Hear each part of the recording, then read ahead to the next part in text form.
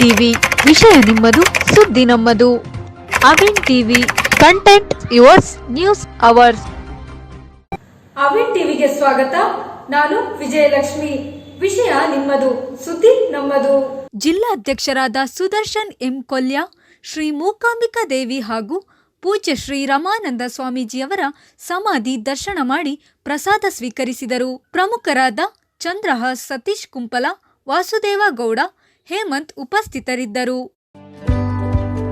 ಒಂದು ಸಣ್ಣ ಬ್ರೇಕ್ನ ನಂತರ ಮುಂದುವರಿಯುವುದು. Small break, stay tune. Nisarga Arogyadhama health care centre Bengaluru, rehabilitation, nursing with geriatric care centre. ನಮ್ಮಲ್ಲಿ ಅಂಗವಿಕಲ, ಬುದ್ಧಿಮಾಂದ್ಯ, Alzheimer, dementia, Parkinson, bedridden, paralytic stroke ನಂತಹ ಟ್ರೀಟ್ಮೆಂಟ್ ದೊರೆಯುತ್ತದೆ. ಕಡಿಮೆ ವೆಚ್ಚದಲ್ಲಿ ಊಟ, ವಸತಿ, ವೈದ್ಯಕೀಯ ಹಾಗೂ 24 ಗಂಟೆಗಳ ಕಾಲ ದಾದಿಯರಿಂದ ಆರೈಕೆ ಕೇಂದ್ರ ಹಾಗೂ ಉತ್ತಮ ಸೌಲಭ್ಯಗಳು ದೊರೆಯುತ್ತದೆ. ಹೆಚ್ಚಿನ ಮಾಹಿತಿಗಾಗಿ ಸಂಪರ್ಕಿಸಿ 9731256246 ಹಾಗೂ ಮತ್ತೊಂದು ಸಂಖ್ಯೆ 9980454695. For more details, visit us www.nisargacare.com.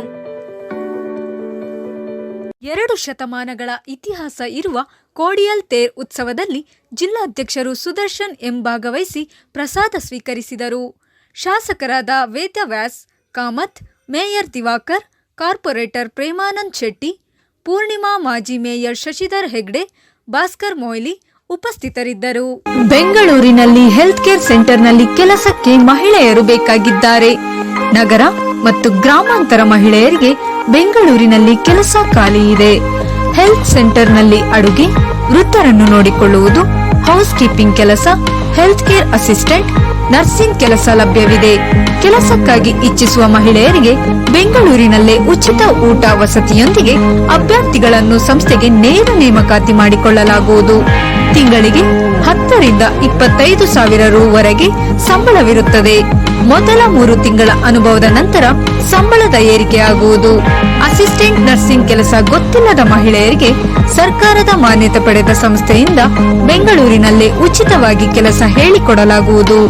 Health care assistant nursing ಕೆಲಸಕ್ಕೆ ವಿದ್ಯಾರ್ಹತೆಗಳು 5ನೇ ತರಗತಿ, 7ನೇ ತರಗತಿ, ಎಸ್ಎಸ್ಎಲ್ಸಿ ಪಾಸ್ ಅಥವಾ ಫೇಲ್, ಪಿಯುಸಿ ಪಾಸ್ ಅಥವಾ ಫೇಲ್ ಆದ ಮಹಿಳೆಯರಿಗೆ ಅವಕಾಶವಿರುತ್ತದೆ.